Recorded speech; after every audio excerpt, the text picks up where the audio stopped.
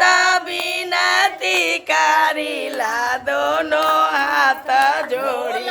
पहलिया राजा मेरी सुना लीजिए।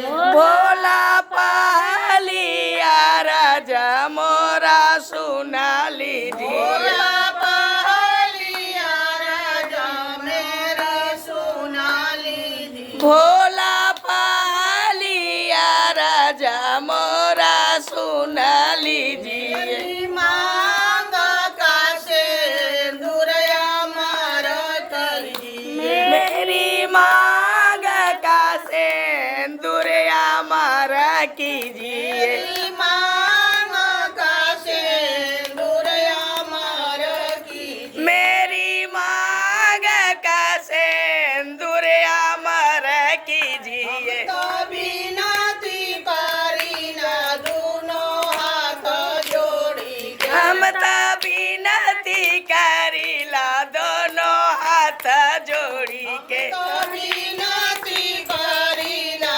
दोनों हाथ जोड़ी के। तो बिनती करीला दोनों हाथ जोड़ी के। दूसरिया राजा मेरी सुना लीजिए। दूसरिया राजा मोरा सुन लीजिए। दूसरिया राजा मेरी सुना लीजिए।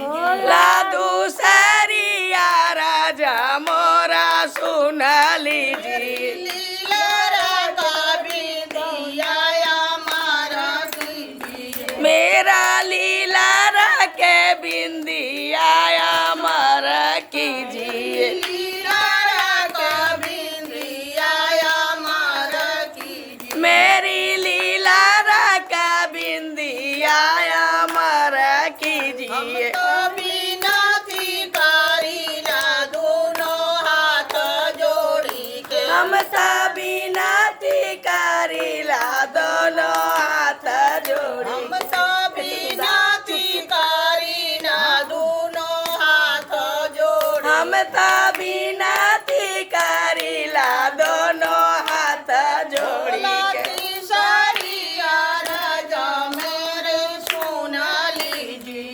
भोला तीसरिया राजा मोरा सुन लीजिए। तीसरिया राजा मेरे सुना लीजिए। भोला तीसरिया राजा मोरा सुन लीजिए।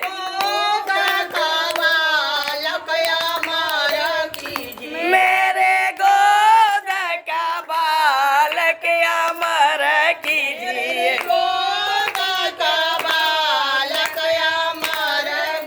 मेरे गोद का बालक अमर कीजिए।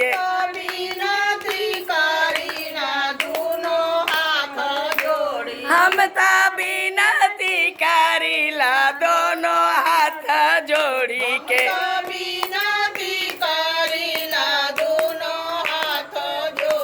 हम तो बिनती करीला दोनों हाथ जोड़ी के।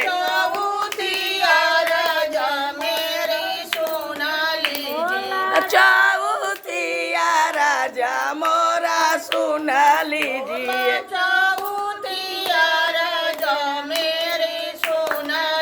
बोला चौथिया राजा मोरा सुन लीजिए।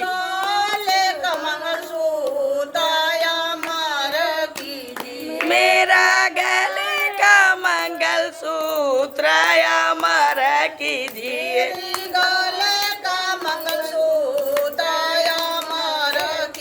मेरे गले का मंगलसूत्र अमर कीजिए।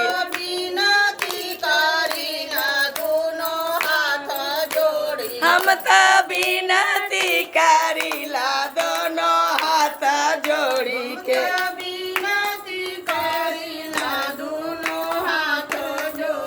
हम तो बिनती करीला दोनों हाथ जोड़ी के।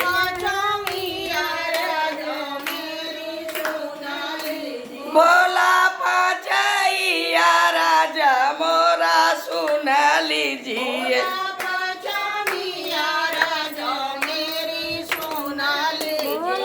पाचा